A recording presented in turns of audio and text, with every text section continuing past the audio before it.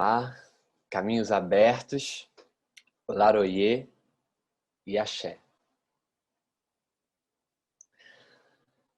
Nós todos estamos vivendo sob uma pandemia e é só por isso que a gente está aqui fazendo esse encontro mediado por essas telas.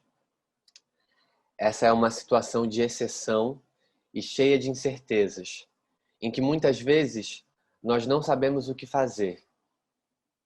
E por não saber o que eu poderia fazer nesse momento, eu criei esse encontro, para que juntos a gente pudesse escurecer as ideias e imaginar futuros impossíveis para esse mundo que precisa começar agora. E hoje a gente tem o prazer de fazer essa live em parceria com o Instituto de Artes da UERJ. Eu quero muito agradecer à professora Denise Espírito Santo e à sua turma e dizer que é muito importante a gente estar aqui nessa instituição que precisa continuar existindo de forma pública e gratuita e aberta a toda a população do estado do Rio de Janeiro. E esse projeto aqui, Museu dos Meninos, ele é sobre a negritude. É sobre, por e para a negritude. E é muito importante a gente lembrar que a UERJ é a pioneira em implementar o sistema de cotas, isso já há mais de 20 anos. E aí, para esse encontro de hoje, eu tenho o prazer enorme de convidar o produtor cultural Júlio Barroso. Júlio, bem-vindo ao Museu dos Meninos. Olá, bom dia. Bom dia, Maurício. Bom dia, UERJ. Bom dia, Museu dos Meninos. Para mim é uma honra muito grande estar participando dessa videoaula, desse videoencontro, nesses tempos pandêmicos, né? Infelizmente, hoje em dia, a gente tem que se encontrar mais assim na telinha do que presencialmente. Mas, infelizmente, a gente tem que se manter nesse estado, porque a gente não tem vacina, né? Por motivos que todo mundo sabe. E espero que brevemente a gente possa estar todo mundo vacinado aí para a gente voltar a se encontrar, a se abraçar, a ser feliz pelas ruas do Rio de Janeiro. Tomara que seja logo. Poxa. Bom, Júlio Barroso é ativista e produtor cultural, trabalha na área musical desde 1990, mas a maior atuação do Júlio está em ocupar e estabelecer relações com a cidade de muitas maneiras. Como produtor, ele fez o Brasilidade em 2010, Viradão Carioca, Festival Amanhecer contra a Maioridade Penal e também o Ocupa Lapa, O Passeio é Público, Baile Black Bom da Pedra do Sal e o Ocupa Mink RJ. Demais, meu Deus, estou aqui falando que já vai... Que saudade desses tempos. Em 2018, ele foi curador musical do Queer Museu no Parque Lage e é colunista da ANF, Agência de Notícias da Favela. Mas a gente pode ouvir o Júlio naquela manifestação da qual a gente sente muita falta. Eu, pelo menos, estou assim, sentindo muita falta, que é o Carnaval. Porque Júlio é puxador de vários blocos de rua, entre eles o Céu na Terra, Tambores de Olocum, Carimbloco, Charanga Talismã, Cordão do Boitatá, Boitolo, Vametê e Orquestra Voadora, e é um dos fundadores do Blocato, o bloco da Nada Deve Parecer Impossível de Mudar. Eu fico até arrepiado só de lembrar Poxa, desse...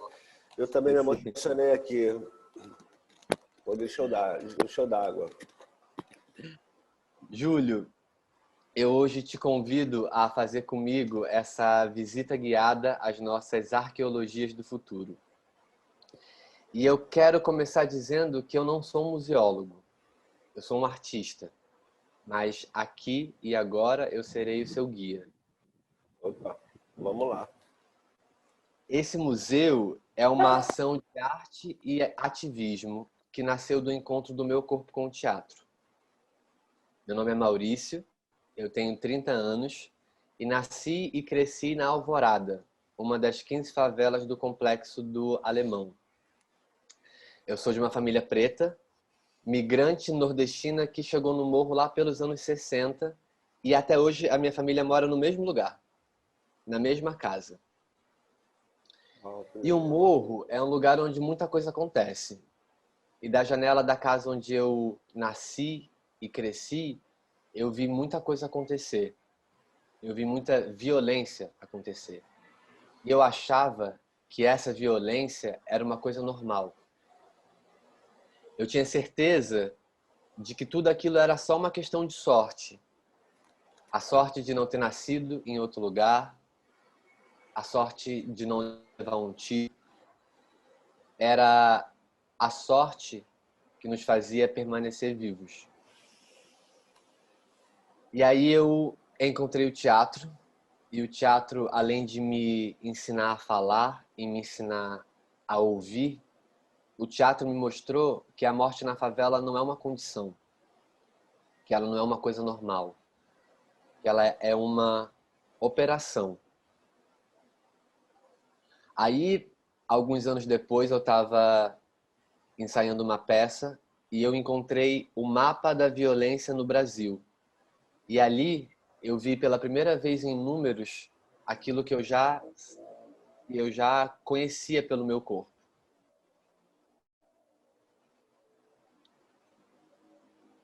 77% dos jovens assassinados são negros, entende-se por negros, os autodeclarados pretos e pardos, e 83,30% são do gênero masculino, com idades entre 15 e 29 anos, moradores das favelas e das periferias. A cada 2 horas, 7 jovens negros são assassinados no Brasil. São 84 mortos por dia, 2.540 mortos por mês, 30.660 jovens assassinados por ano. Muita coisa. É muita gente, né? Muita gente. E eu me atrevo a dizer que se a gente passasse esse estudo sobre população carcerária, seria mais ou menos a mesma porcentagem ou até mais, né? Porque, na verdade, as cadeias públicas do país todo, elas são grandes depósitos de carne preta, né? Carne preta viva. Porque, além desse projeto, né, do sistema de exterminar a juventude negra, né, e também as pessoas mais velhas, né, o projeto vai além de matar. O projeto é para tirar a liberdade do povo preto. O projeto é para tirar acesso à educação, tirar acesso à saúde. Eu uma vez participei de uma palestra onde tinha uma feminista que ela falou que mais de 50% das mulheres negras de periferia, muito mais de 50%, quando elas engravidam, elas não têm direito nem de fazer o pré-natal. Então, quer dizer, muitas crianças negras, elas já nascem com a violência, né? Elas já chegam no mundo já no ato de violência, porque essas crianças elas não tiveram o mínimo de acompanhamento médico necessário, básico, né? De uma pessoa não preta estaria fazendo. Então, devido à morte desde quando a gente nasce, né? É uma questão muito complicada essa mesmo. E... Pode falar, Paulo. São muitas formas que essa política, que esse sistema encontra de matar a gente, né? Sim, não só matar fisicamente, né? Mas vai matando a gente pela falta disso tudo que você falou, assim. Né? E tem uma coisa que esses números que eu falei são os números oficiais, né? São os números oficiais. A gente sabe que esse número é muito maior, né? Porque isso é o que a gente consegue medir, é o que a gente consegue dar nome, né? Sim, e aí diante desses números todos, que a gente sabe que é só uma projeção, né, do que é de fato a realidade, diante disso tudo, eu olhei para o morro de novo e aí eu comecei a montar esse museu, assim, peça por peça, artefato por artefato. E tem uma coisa muito curiosa que liga essas peças e que eu não sei exatamente qual é o nome, mas que por enquanto eu tenho chamado de necessidade de estar vivo. E a partir dessa necessidade, a gente olha para o futuro. Então, esse é o Museu Vivo, Museu dos Meninos. E eu hoje, Júlio, queria mostrar para você alguns desses meninos. Então, eu queria abrir as portas virtuais do nosso museu. Ele é um site aberto ao público no endereço museudosmeninos.com.br. Lá temos todos os vídeos, são 30 vídeos e hoje a gente vai assistir 2 aqui. Então, vou colocar o nosso primeiro depoimento, que é o do Diogo Nascimento.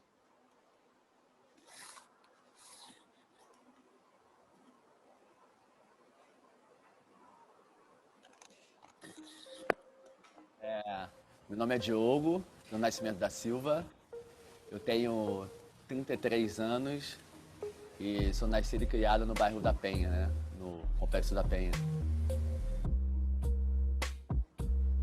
Eu logo identifiquei em algum momento que eu e meu pai, a gente tinha um estranhamento, né, que tinha um machismo, mas também eu entendi na época que tinha... Eu entendo que tinha um machismo agora, né? Depois de mais velho, de refletir sobre isso. Mas na época, com 17 anos, eu entendia que a maior distância entre eu e meu pai estava muito ligado com a questão da idade. Meu pai é um homem mais antigo, acho que ele não entendeu essa mudança, onde os homens também dançavam, rebolavam, atuavam, não era uma realidade nossa. Eu entendia que isso tinha um pouco a ver com a distância que a gente tinha de idade. E eu comecei a entender que eu queria ter filho cedo, porque eu queria não ter distância para poder lidar com minha filha. Né? Eu queria poder falar com ela de igual para igual e entender o tempo dela. Entender que tempo que ela vivia. Eu não queria ter essa distância. Esse era o meu plano de ser pai novo. Foi planejado, assim, ser pai novo. E é meio isso que acontece hoje, né? A Luciana, a gente troca, né? Aí veio a Ana Luísa, né? Que foi a mãe dela que queria mais ser mãe. E aí depois de 15 anos de intervalo veio o João Vicente. E aí pensar no João como um homem preto, né, como parte dessa sociedade que está vivendo e está cada vez mais endurecida, né, mais violenta, mais insensata, menos sensível. A gente vê um rolê acontecendo, a gente vê umas bolhas acontecendo, mas a gente sabe que ainda a bolha ainda é a minoria, a grande massa ainda não está refletindo sobre nossas questões. E a violência contra esse corpo preto ainda é muito grande, né? A gente tem sonhos, desejos, está fazendo, está acontecendo, tem maior rolê, tem maior expectativa, mas o nosso desejo e sonho pode acabar a qualquer momento. Aquele dia eu vim pra cá, trouxe o tripé, trouxe ele enrolado no jornal, sei que lá, várias armadilhas para não parecer um fuzil e eu não tomar um tiro, sabe? A liberdade já está sendo tolhida, né? Desde sempre. O futuro para mim era tipo pensar, era ter medo de morrer, por exemplo, sabe? Tipo, acho que o futuro acho que é a possibilidade de viver um tempo, de construir um tempo para poder habitar um espaço.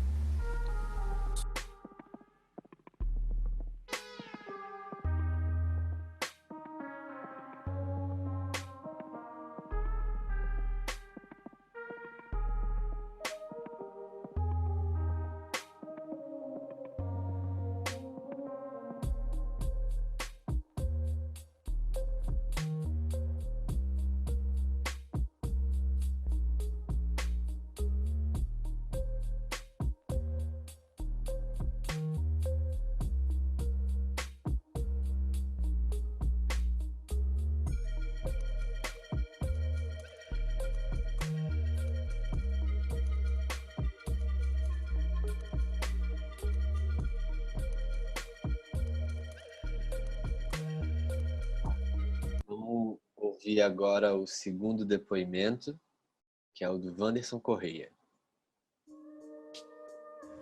Meu nome é Wanderson, eu tenho 16 anos e no momento eu estou trabalhando de estagiário num hospital.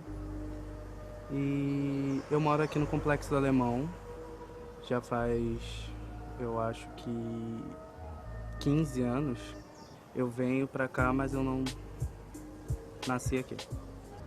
Eu não sei exatamente a história do meu nome, mas depois daquele exercício eu perguntei pra minha mãe por que ela tinha colocado o meu nome de Wanderson. Ela falou porque ia ser Wenderson, eu acho, ou um outro lá, que eu esqueci agora. Só que o que ela achou que soava melhor era Wanderson. E como já existia, já era comum, ela falou, vou colocar esse. Então é mais pelo gosto dela mesmo.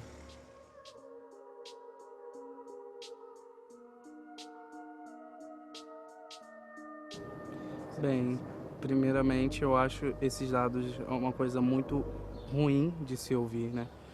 Porque eu costumo dizer que eu vivo muito numa bolha de aceitação. E é muito gritante quando essa bolha é rompida por algum acontecimento próximo. Porque a violência ela nunca vem para mim de uma forma muito direta, mas eu consigo enxergar muito nas pessoas que eu conheço. E é muito triste ver que jovens como eu, com existências extremamente importantes, são assassinadas nesse Rio de Janeiro, nesse contexto social tão forte. Quando eu penso no lugar onde eu moro, é muito sobre isso, sobre felicidade, calorosidade, se é que essa palavra existe. E é isso, e eu não me arrependo de morar aqui, eu sou muito feliz. Para mim, o futuro é uma projeção do que o que a gente é agora. E o futuro tem muito dessa da consequência dos nossos atos no presente. Então eu acho que o futuro é muito como uma recompensa se você fez uma coisa que vá te favorecer ou um castigo se você fez algo que não vá te favorecer.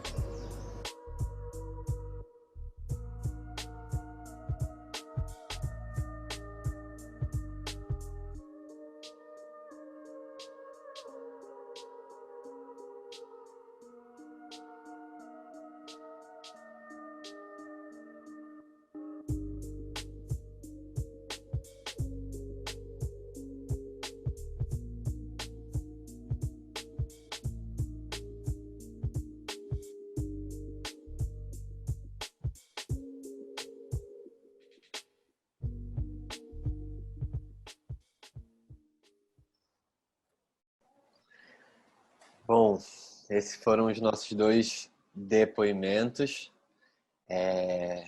E agora queria passar a palavra para o Júlio, falar que a gente está com o chat aberto, caso vocês queiram mandar perguntas, fazer comentários, façam aqui. E Júlio, aquela pergunta que eu te fiz e agora te refaço, né? Como é que a gente pode escurecer o futuro?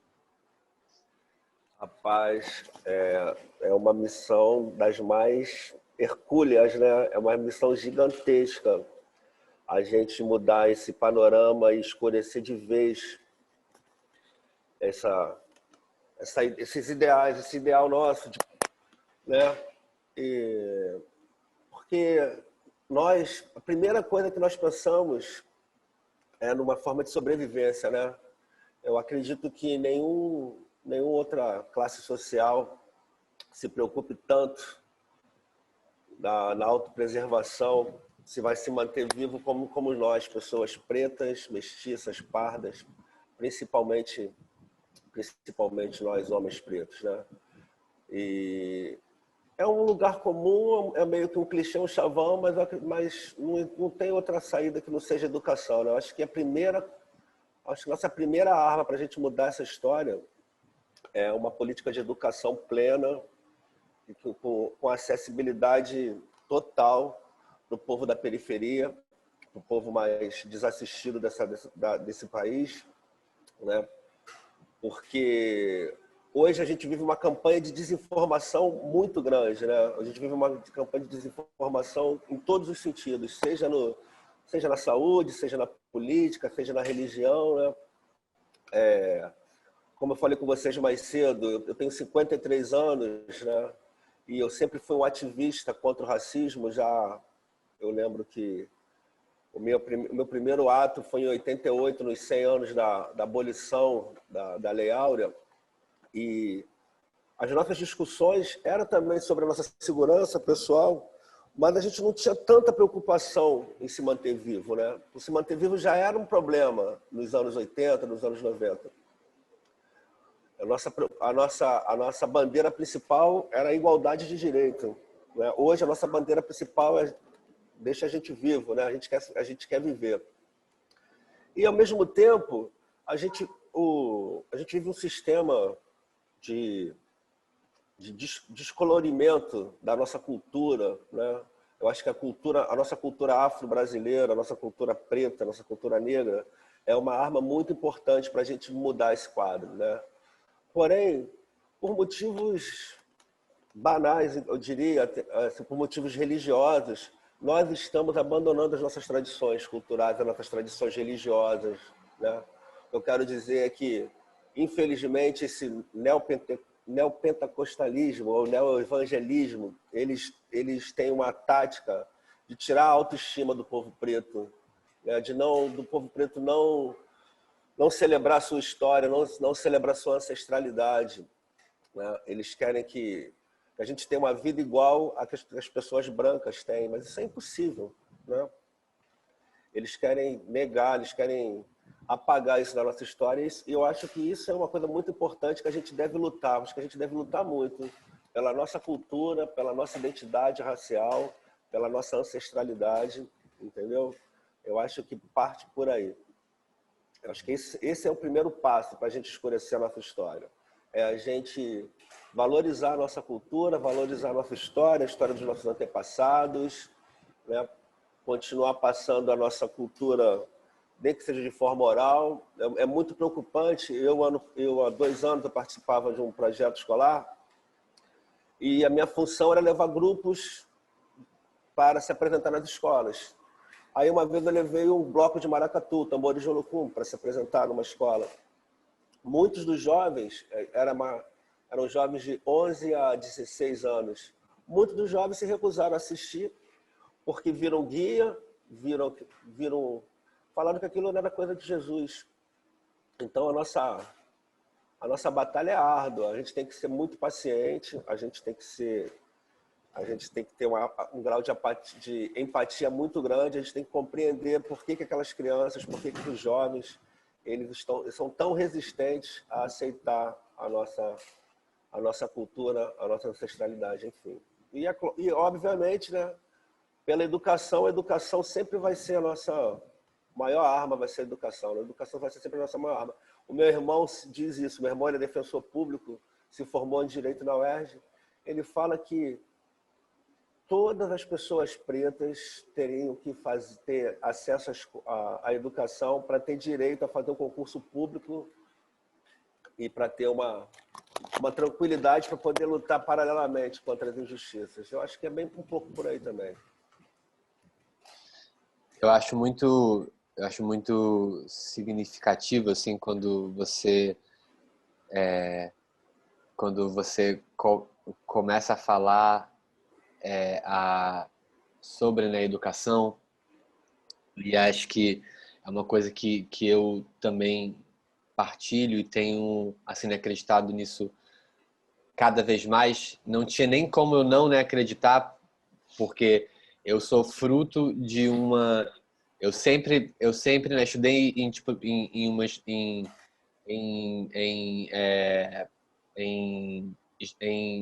em espaços públicos, em escolas públicas. Tem uma coisa que é muito importante mesmo, potencializadora, assim, da gente pensar a arte e a cultura aliada a esses processos de educação. E não é à toa que a gente está fazendo essa série de encontros agora com escolas né, e assim, nesses espaços, porque acho que tem algo aqui que é muito importante a gente despertar, conversar e ter mesmo uma troca para a gente pensar como que a gente pode juntar a educação e a cultura e a arte para isso ser de fato uma mola propulsora de transformação. E aí até queria, hoje a gente está numa turma do curso de artes, queria perguntar para as meninas que estão aqui junto com a gente, se elas ficam a fim de vir aqui para a sala para a gente conversar. É uma conversa mesmo, essa ideia desse encontro é que a gente troque assim, impressões, sensações, que a gente compartilhe isso. Aí queria perguntar aqui para Bianca, Denise, Ítala, Mariana, Suzy, Tereza, se vocês ficam a fim de vir aqui para a sala, a gente conversar. A gente está gravando esse encontro, não precisa ligar a câmera, pode ficar só com o áudio ligado, ou também só ficar aqui escrevendo. Denise. Bem-vinda, Denise.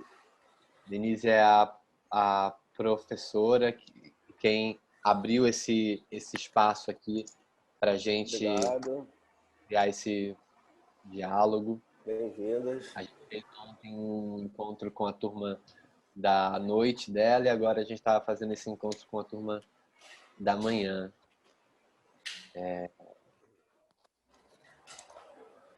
E aí é isso, assim, é para ser uma conversa mesmo.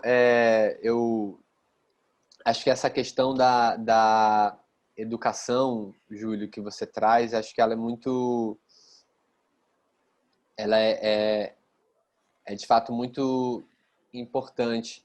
E aí você falou algumas palavras que ficou na minha cabeça, assim, né? Educação, sobrevivência. E aí fiquei pensando num link entre essas palavras, educação, sobrevivência e cultura. E aí queria te perguntar e também abrir essa questão para todo mundo que está aqui, né? Assim, para a Denise também. Como é que vocês veem essa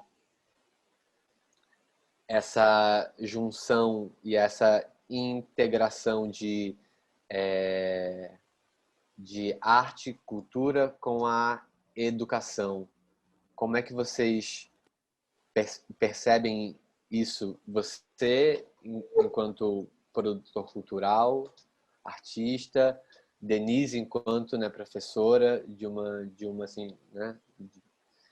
E também as alunas que estão aqui, quem se sentir provocado em talvez falar um pouco como é que vocês veem essa junção de arte e educação como algo né, potencialmente transformador, assim.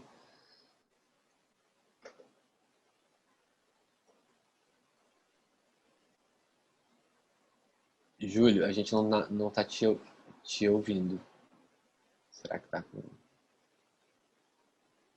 Ainda não. Alô, alô. Agora sim. Agora sim. Voltou agora? Voltou? Voltou. Opa. Então, essa pergunta foi para uma das convidadas que entraram agora. Eles podem falar também, gostaria de ouvi-las.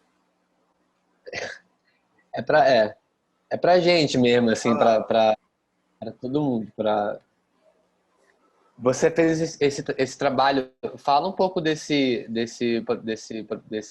ação que você fez com as Das escolas municipais. Então, O Ocupa Escola, na verdade, ele partia do princípio de que toda escola é um centro cultural, né? Toda escola é um centro cultural. Baseada nas nossas experiências de infância e adolescência, que na rede pública tinha aula de música, né? Tinha aula de teatro, tinha aula de artes plásticas, mas que com o tempo a gente foi perdendo isso, né? Com o tempo a gente foi perdendo isso. Uma das escolas que eu trabalhei lá em Vila Isabel, a República Argentina, cara, essa escola, ela tem um auditório maravilhoso. Não sei se vocês conhecem essa escola municipal argentina, aqui na 28 de setembro. Ela tem um auditório maravilhoso, um palco que é para dar inveja a muito teatro pela cidade, entende?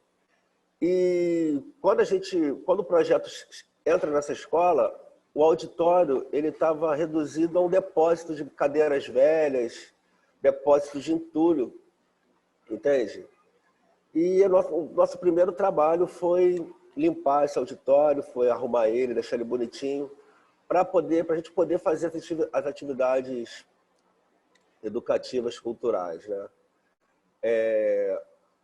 A resposta dos alunos, das crianças, assim, foi automática, porque muitas se identificam com a questão da arte, da cultura, né?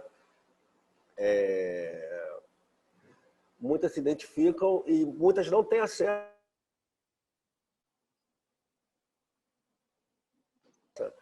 Molecada de Júlio, 15... Tá me ouvindo? Alô? Voltou? deu uma pequena travadinha. Acho que tá um pouquinho.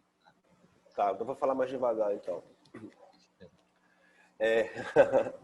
Então, uma das coisas que eu me surpreendi foi que nas atividades que a gente levou para as escolas, os jovens, muitos jovens de 14, 15, 16 anos, muitos nunca tinham visto um filme na vida, assim, nunca tinham entrado no cinema, nunca tinham entrado no teatro, nunca tinham entrado num centro cultural.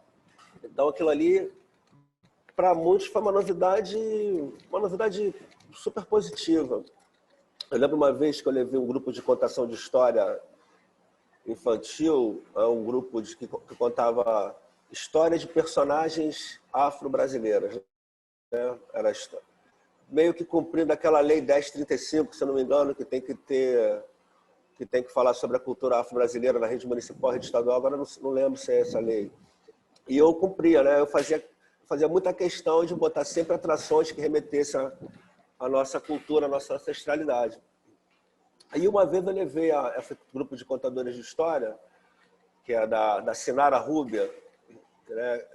Aláfia, Contos da Princesa Aláfia. E eu lembro que as crianças ficaram tão impressionadas, ficaram tão emocionadas, que elas sempre me pediam para levar a Princesa Aláfia de volta. A ponto de que nos dias seguintes, muitas dessas crianças, elas adotaram o penteado da princesa. Então, eu acho que aquela coisa de se ver como exemplo, né? A criança vê uma história de um vulto da mesma cor da pele, ela se anima e quer fazer a mesma coisa. Eu acho que a coisa positiva desses projetos culturais nas escolas é que muitos alunos, eles podem se ver naquela situação e tomar a decisão de ser um artista, de ser um escritor, um contador de história, um músico. Muitas vezes aconteceu isso, de menino e menina que se descobriu seu talento e embarcou, e alguns são até hoje na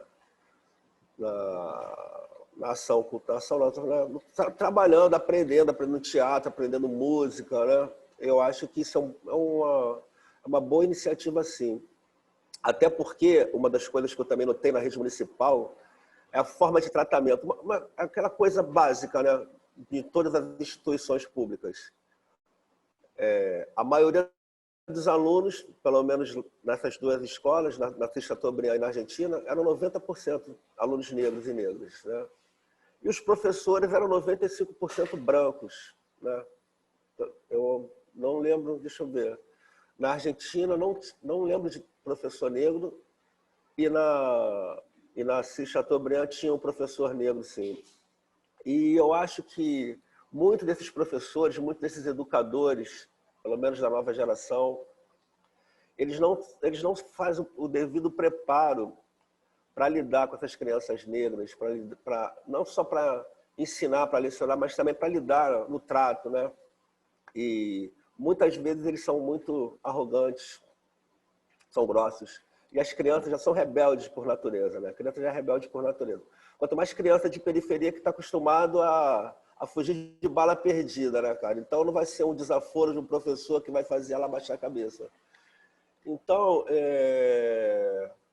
eu acho que os professores precisam ser melhor preparados para lidar com essas crianças, para lidar com esses jovens negros, porque eles não podem simplesmente ir para a escola, achar que tá lá só dando a aula dele, que se dane o resto, né? Assim, se a criança realmente aprendeu ou não, se a criança está prestando atenção, eu acho que é muito pouca empatia.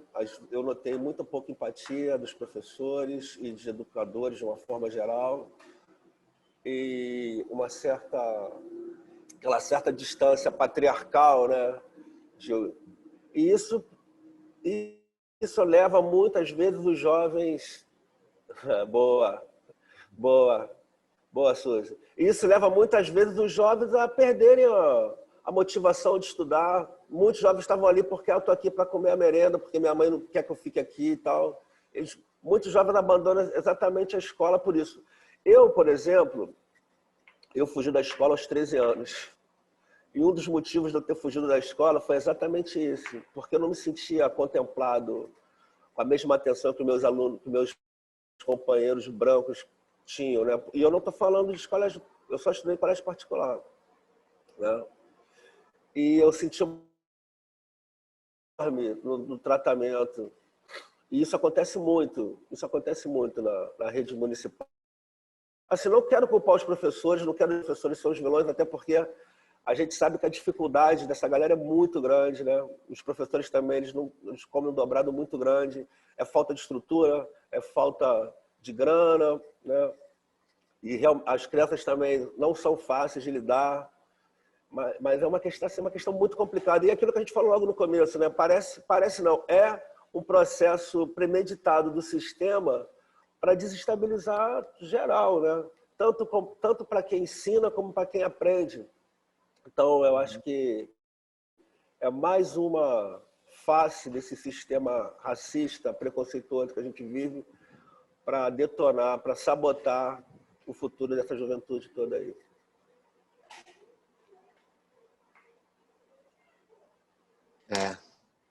Quando você fala assim, eu fiquei pensando, a Mariana, né, comentou sobre o livro Menina Bonita, do Laço de Fita, e a Suzy mostrou ali, ela trouxe essa palavra identidade. Acho que tem isso, né, Júlia? Assim, esse sistema ele cria e está constantemente atualizando as armas e as estratégias para matar a gente, seja fisicamente, seja na saúde, seja com a nossa né, a nossa identidade, fazer com que a gente nunca se sinta pertencente desses espaços, principalmente desses espaços como escola, né? E a própria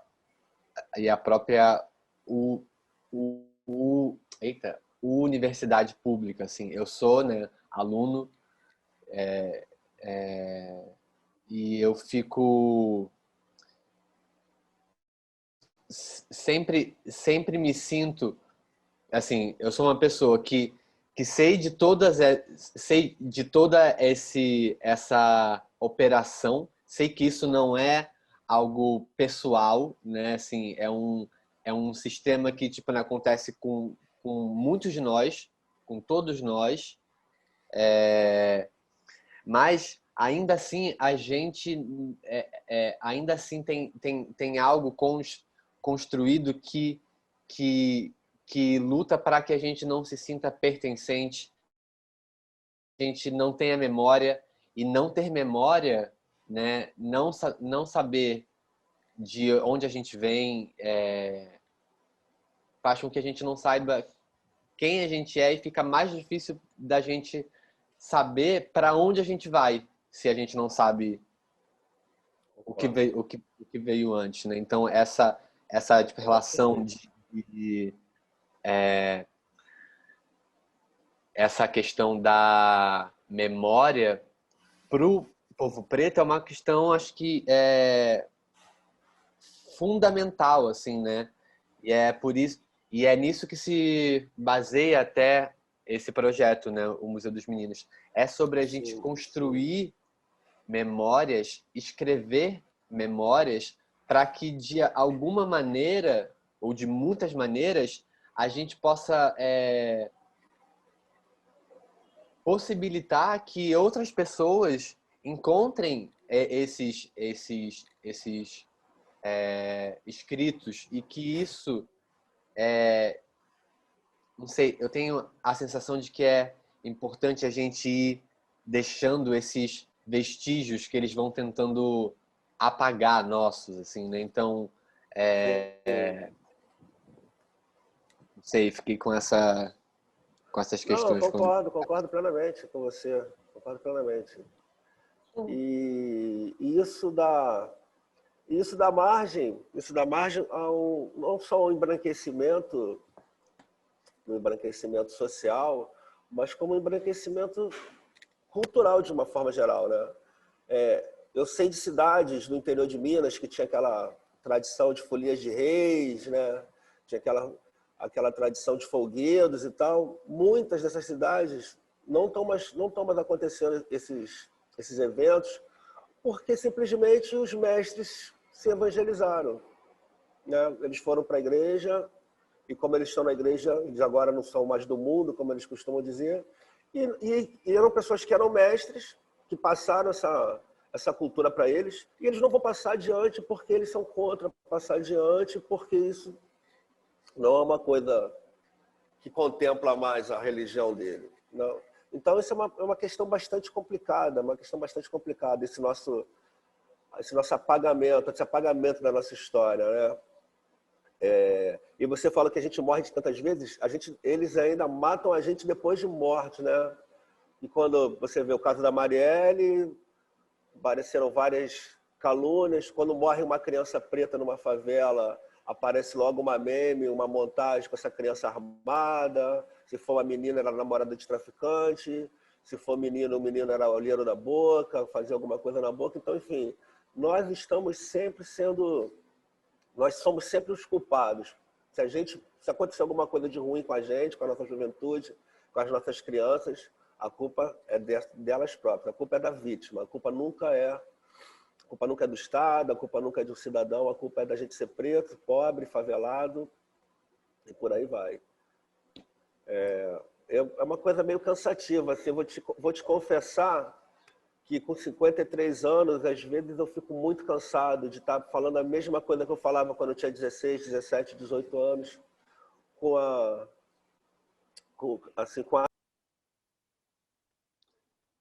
E, Júlio... Opa, voltou.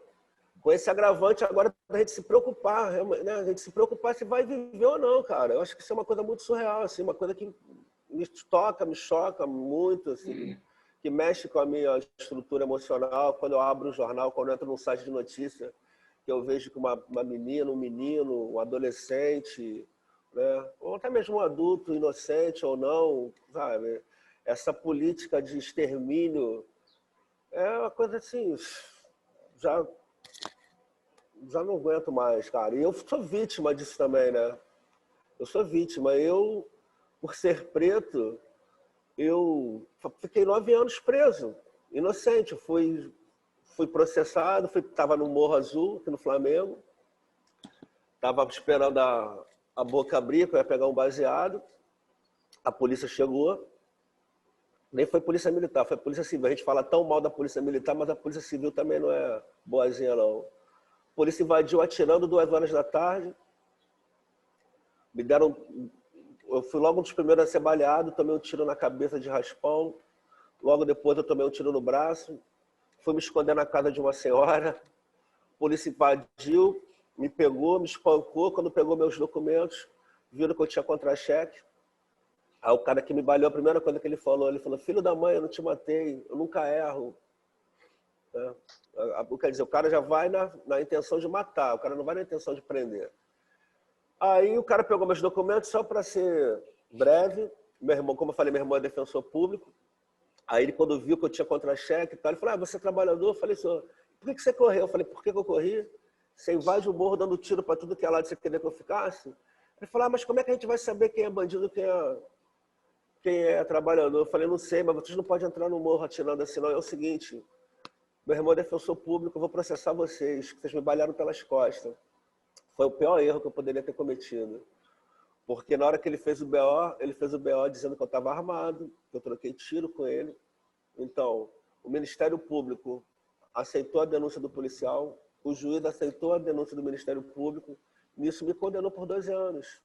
Eu fui condenado a 12 anos e 6 meses de cadeia, dos quais fiquei preso 8 anos, 6 meses e 26 dias. E, obviamente, e olha que eu tinha advogado, meu irmão defensor público, eu não era uma pessoa indigente, digamos assim, né?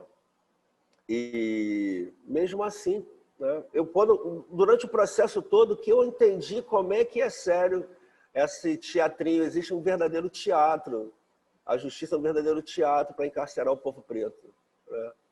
E quando eu cheguei lá no presídio, 3 meses depois da minha condenação, quando eu chego no presídio, no extinto presídio da Frei Caneca, e depois quando eu fui para Bangu 4, que eu inaugurei Bangu 4, eu notei que, além de 90% da população carcerária ser preta, 30% da população carcerária era de casos como os meus. Quer dizer, o que aconteceu comigo não foi uma coisa inédita, uma coisa que é uma política mesmo, é uma tática, é uma técnica do Estado, né?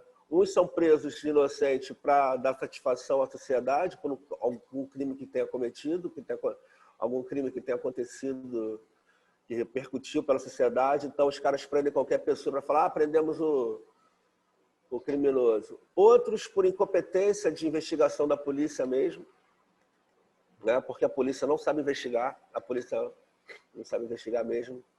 A maioria das pessoas presas são réu confesso, poucos são elucidados. E outros são por maldade, como no meu caso mesmo. Ou por autopreservação deles, né? Então, esse sistema de extermínio preto é muito além de tirar nossas vidas, sacou? É de tirar nossa esperança, é de acabar com a vida de uma família. Pô, minha mãe ficou totalmente acabada, coitada. Minha mãe envelheceu 20 anos em 8, né? E desestrutura a família. Se eu tivesse filho, como muitos presos que têm filho, o filho passaria necessidade na rua. Enfim, é uma coisa muito complexa, e eu te confesso que hoje, aos 53 anos, quando eu entro no mercado,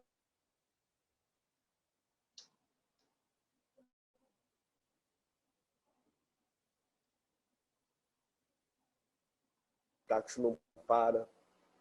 Essas coisas que podem parecer banais para uma pessoa que que nunca passou por isso, mas é aquela coisa de água mole em pedra dura, né? Você vai vivenciando diariamente, diuturnamente, esse tipo de situação, aí dá um pouco de cansaço, sim. Um pouco de cansaço. Nossa, Maurício, você me permite aqui uma participação? Bom, primeiramente, super obrigada aí por esse convite, né, do Museu dos Meninos. Também ouvi o Júlio, que é meu vizinho lá na Glória, né? Sim, você mora na Glória, que legal. Quando, sim, aquela feira de domingo. Embora a gente não se conheça, mas a gente sempre se esbarra ali, né? Sim, sim. E o teu depoimento agora, assim, é de deixar realmente a nossa... né, é muito potente e, ao mesmo tempo, muito assustador, né? E aí eu queria, Júlio, assim, talvez pensar numa coisa contigo e com todo mundo aqui, com os alunos também, que aqui a gente é um curso de licenciatura em artes, né? E quando você fala desse trabalho nas escolas, é o que a gente vem fazendo nos últimos anos, assim, de um modo muito, vamos dizer assim, contínuo, permanente, que a gente tem muito esse apreço pela formação docente, sobretudo pensando que a educação o grande portal, vamos chamar assim, né? Sim. Eu, como estou na UERJ, pelo menos assim, desde 2003, e pude acompanhar muito bem esse processo de escurecimento da UERJ, no sentido das políticas afirmativas, inicialmente as políticas também que possibilitaram a permanência desses estudantes negros na universidade, e pensar também que a gente faz diferença quando a gente está no campo, né? Porque a gente tem formado o aluno, e é muito bonito ver também que, às vezes, o aluno nem se formou e ele já passou no concurso para a Secretaria Municipal do Estado. Então, hoje a gente tem, poxa, ex-alunos que estão em vários colégios federais, municipais, públicos, particulares, tem gente na universidade, tem gente voltando para fazer mestrado, doutorado, né? Então, esse projeto de escurecimento, que eu acho que ainda é muito embrionário, que a gente precisa trabalhar incansavelmente para ele. Mas quando tu fala dessa questão, que eu fico muito assim, que para mim assim, é importante retomar esse tema, né? Você fala dos anos 80 como a pauta, né? Direitos e igualdade.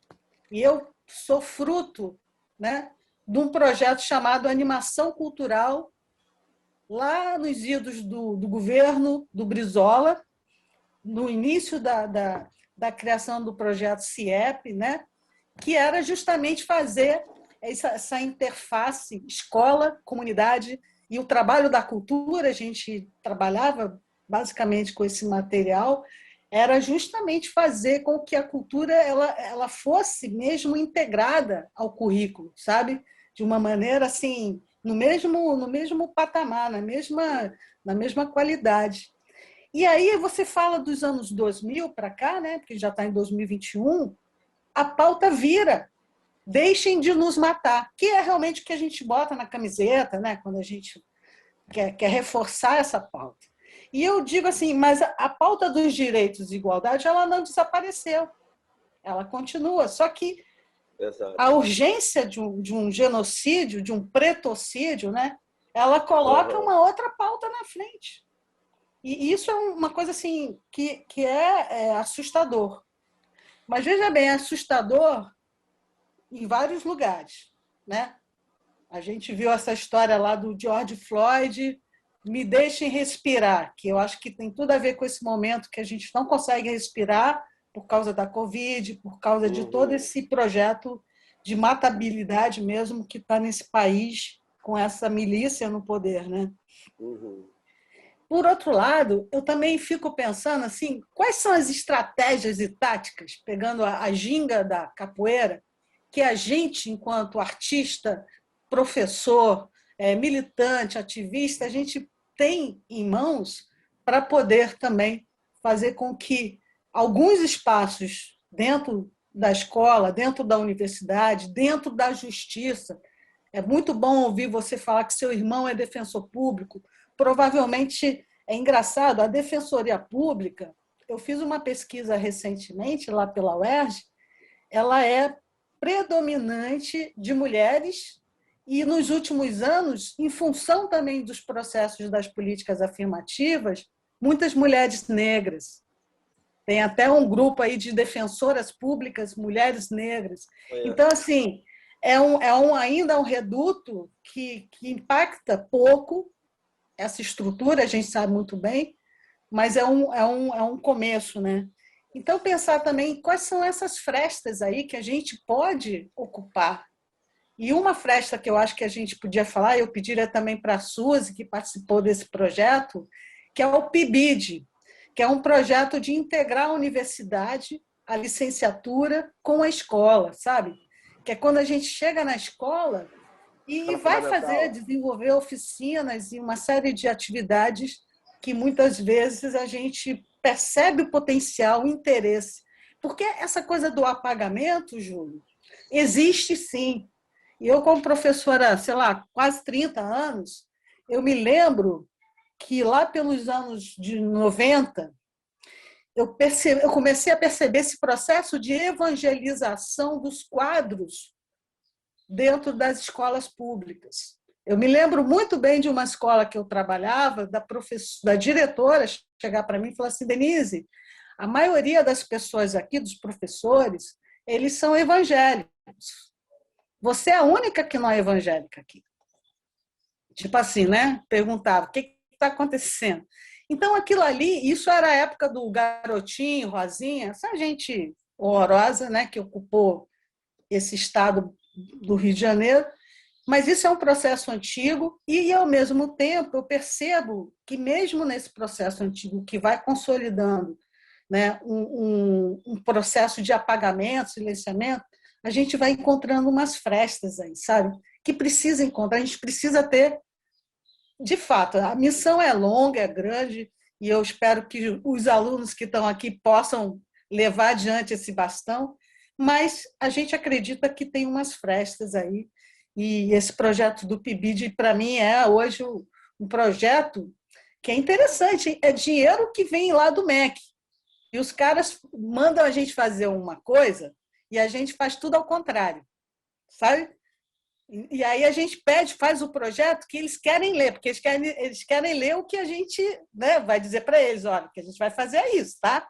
Aí dão a bolsa para a gente ganhou 40 bolsas de estudos, que eu acho que isso, nesse contexto, é uma parada assim, muito significativa, mas quando a gente entra em campo, é para fazer o contrário.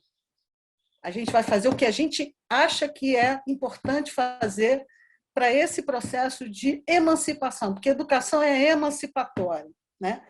Mas é isso, eu só queria falar isso e agradecer muito a fala de vocês dois, esse encontro.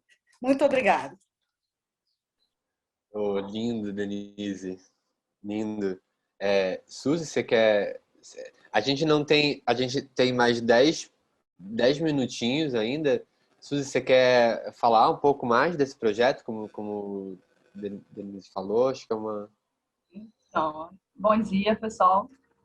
Bom dia. Eu peço desculpas que eu acabei entrando um pouquinho atrasada, porque eu estou passando mal. Então, eu não queria perder a live, mas eu também não estava conseguindo entrar. Vocês estão me escutando bem? Super. Tá. Então, eu sou oriunda de escola pública, né? Estudei minha vida toda em escola pública. Fui para o CIEP, né? O famoso Brizolão. Eu posso dizer, desde a quinta série, desde pequena, eu sempre gostei muito de arte, né? Dessa questão só do desenho, né? Porque para mim, arte sempre foi desenho, né? Desenhar. Não tinha noção do que a arte, né? Tipo, poderia, assim, abranger, né? A gente, como criança, a gente não tem muita noção disso. E na escola foi sempre também muito, assim, essa questão, né, de que arte é copiar e pintar, né? Você copia um desenho e pinta, né? Então, para mim, arte, educação artística na escola pública municipal sempre foi pintar e desenhar. Nunca saiu disso, da quinta até a oitava série.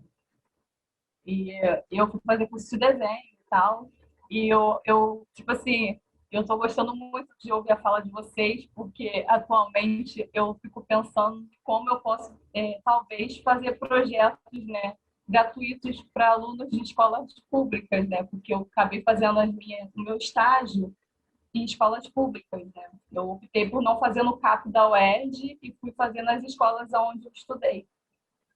E eu vejo que hoje em dia ainda está esse sistema, né?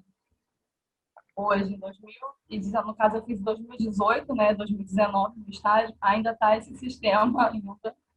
Tá a mesma coisa, é você pegar, copiar o desenho e pintar. As aulas de educação artística ainda estão do mesmo jeito de quando eu estudei, né, em 1998, por exemplo. E aí eu fico pensando em como atuar, né? Tipo, né, eu estou fazendo licenciatura E eu fico pensando, será que eu vou poder, né, entrar com talvez um curso de fotografia para meus alunos? Porque, né, isso tem lá no CAP da UERJ, mas no municipal aqui de Itaboraí, onde eu moro, não tem. Então, eu fico pensando, né, em como introduzir, né, mais, né, oportunidades, até por questão assim, de algo profissional mesmo, né? Além de cultural, né, experimental e profissional, porque eu tenho amigos, né, meus amigos são negros, né? Eu até hoje eu não sei o que eu sou, né? Enfim, eu não posso falar que eu sou. Eu sei que eu sou fruto de um processo de embranquecimento, sim, porque desde a minha bisavó, todos foram casando com pessoas brancas, né? E aí chegou, assim, eu sou a última da família, né? Eu sou a última viva, né, de neta. Enfim. E eu fico...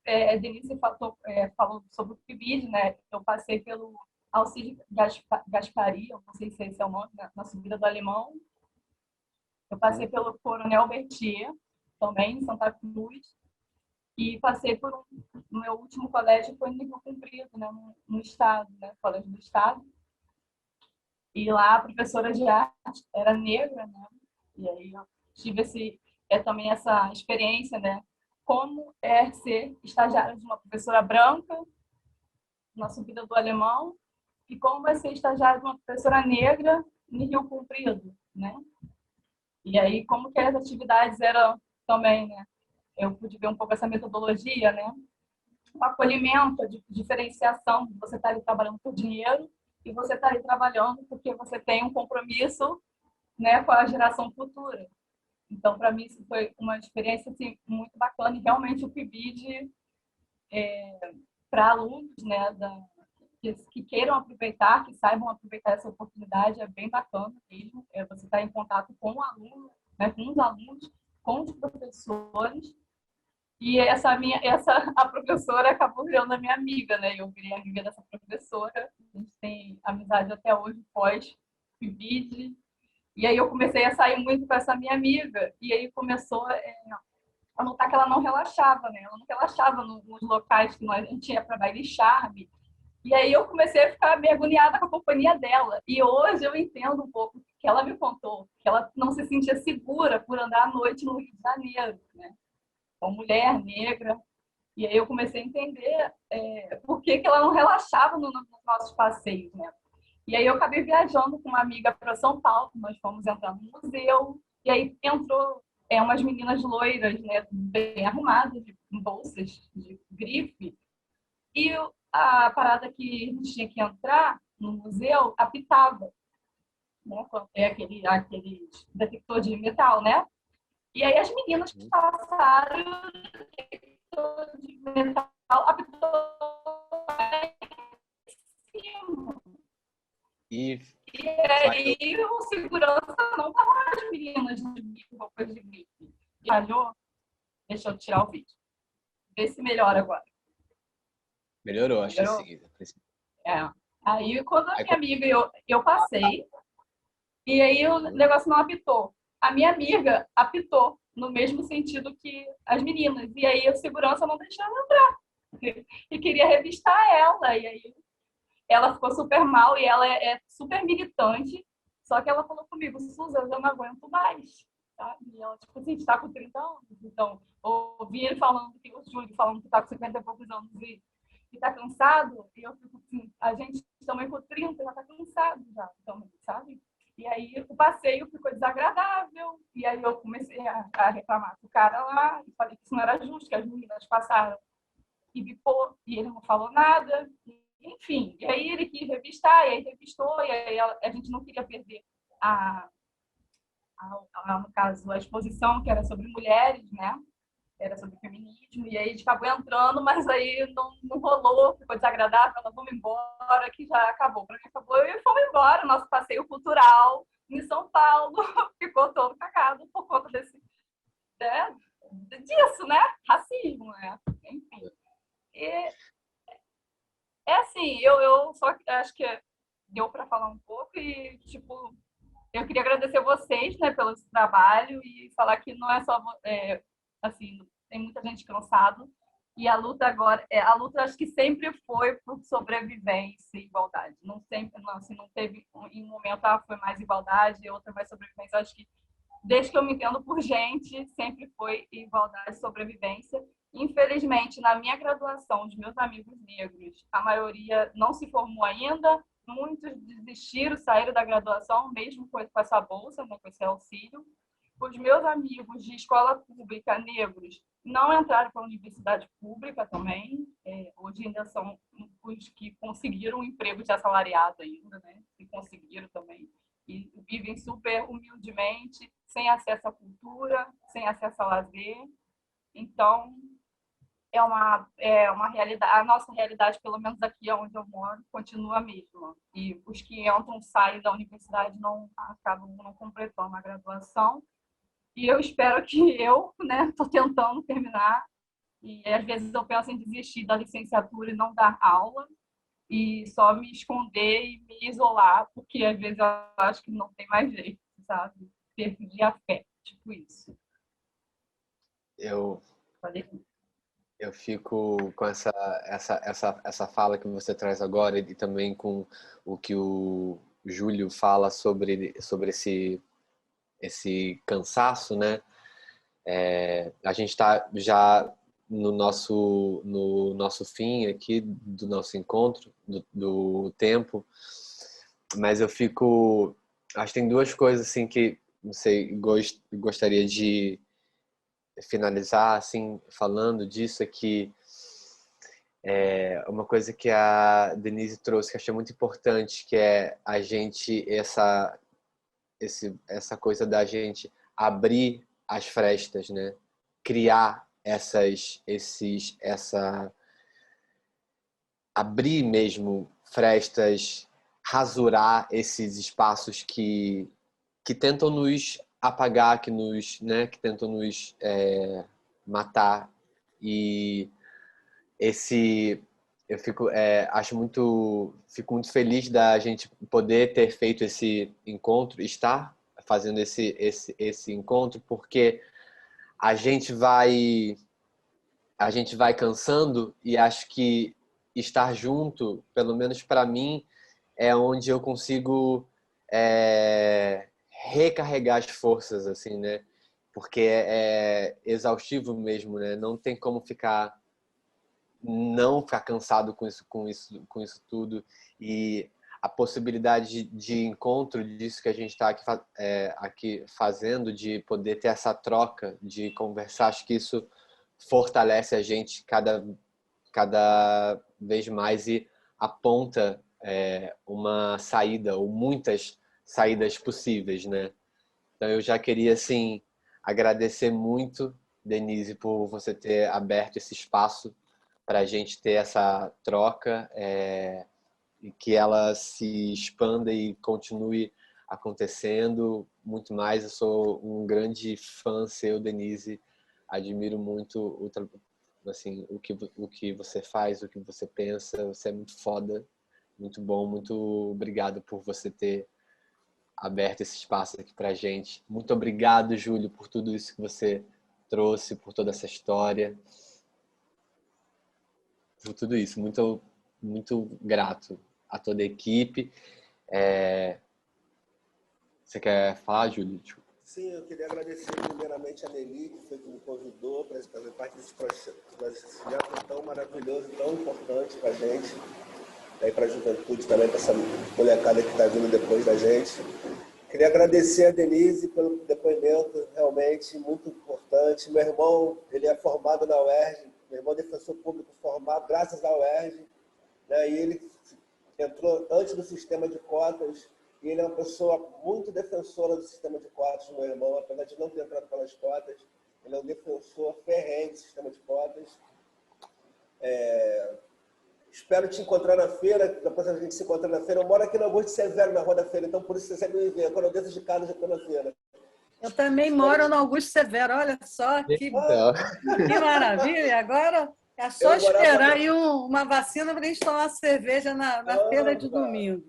Eu morava naquele primeiro prédio, agora estou no 132, eu morava no 286. Me mudei do 286 para o 132, mas continuando muito severo. Muito obrigado, Denise. Obrigado aí, Suzy, também pelo seu depoimento. Realmente, esse que você passou com a sua amiga já aconteceu comigo em banco, em embarque no aeroporto, em rodoviária. Eu sei que é uma coisa muito desagradável, muito desagradável. E só para terminar, eu fui casado um tempo com uma mulher branca e ela nunca tinha sido parada pela polícia. E depois que a gente se casou, toda blitz que a gente passava, a gente era parado. Aí ela começou a entender como é que a gente se sente, né? Realmente é muito difícil. Muito obrigado a vocês. Gostaria de encontrá-los em outras situações. Acho que a gente tem que se articular, de continuar. Essa rede não pode se fechar só num momento como esse. Acho que a gente tem a obrigação moral de reverberar o que a gente pensa, reverberar nossas ações, a gente servir de exemplo, sim. Eu tinha vergonha de servir de exemplo, a gente precisa servir de exemplo, sim, com nossos exemplos positivos para que mais pessoas, principalmente os mais jovens, continuem esse legado. Obrigado aí, Maurício. Bom dia para todo mundo. Obrigado aí, Museu dos Meninos. Valeu demais. Obrigado, gente.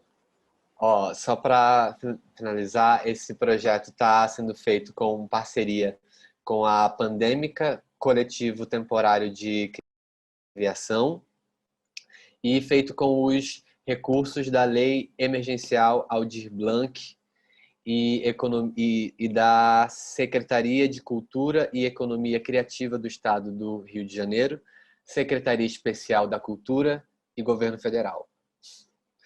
Muito obrigado a todos. Sigam o Museu dos Meninos e a gente se encontra na próxima. Um bom dia a todos. Bom dia.